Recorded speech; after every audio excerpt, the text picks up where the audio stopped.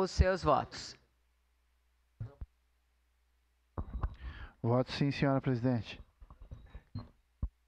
Vereador Sandro Fantinel, vota sim.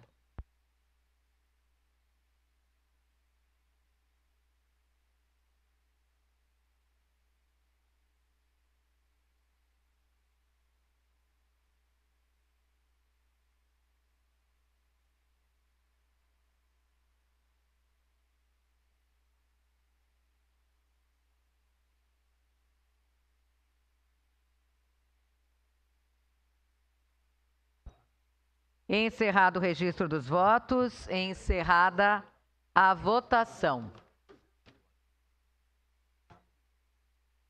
Projeto de lei número 148/2024 foi aprovado por unanimidade das vereadoras e vereadores, com a ausência do vereador Lucas Carenhato e da vereadora Rose Frigeri.